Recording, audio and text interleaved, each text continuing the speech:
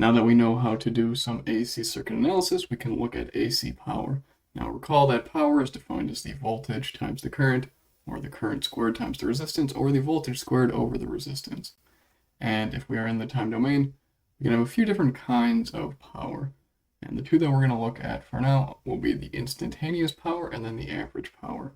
So the instantaneous power can be thought of as this power as a function of time is equal to the voltage as a function of time times the current as a function of time. And if we expand that into a resistor, inductor, and capacitor, we get the following equations for the instantaneous power for those components. Now for the concept of average power, we are going to take this instantaneous power over some time duration and we're just going to average it out. Now if we consider an RL circuit where we have a switch closing at time equals 0, we know that the current through that circuit after time equals 0 is equal to this following equation where we have this exponential decay. Now if we look at the power for the voltage, define that as PV, that's just going to be equal to V squared over R times 1 minus e to the minus t R over L. And if we look at the power for the resistor, define that as PR, we just use I squared R, which will give us V squared over R times 1 minus e to the minus t R over L, and then that quantity squared.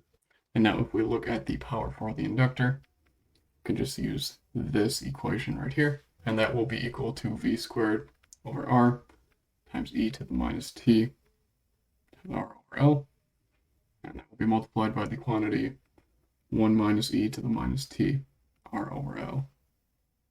Now one thing to note here is that the power of the source, PV, is equal to power for the resistor and the power for the inductor.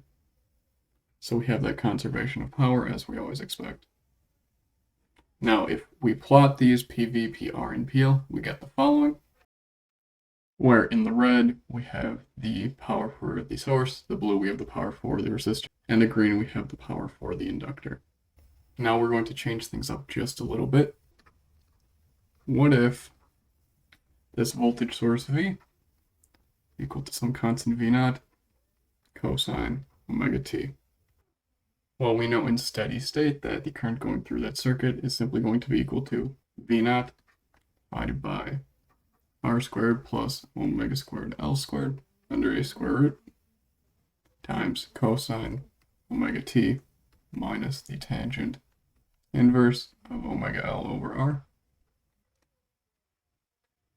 And then if we find the power of the source, PV, that's just going to be equal to V naught squared over R squared plus omega squared L squared under a square root times cosine omega t times cosine omega t minus tangent inverse of omega L over R.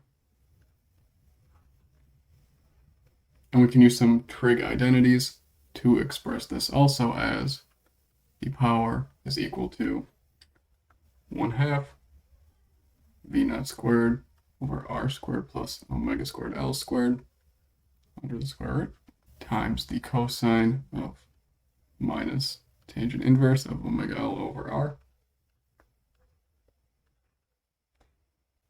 And then plus 1/2 V naught squared over R squared plus omega squared L squared under the square root times the cosine of 2 omega t minus the tangent inverse of omega L over R. And from this we can see that the power has this constant term that does not depend on time, and then this other term which does depend on time. So next time we will see what that means and how we can work with that.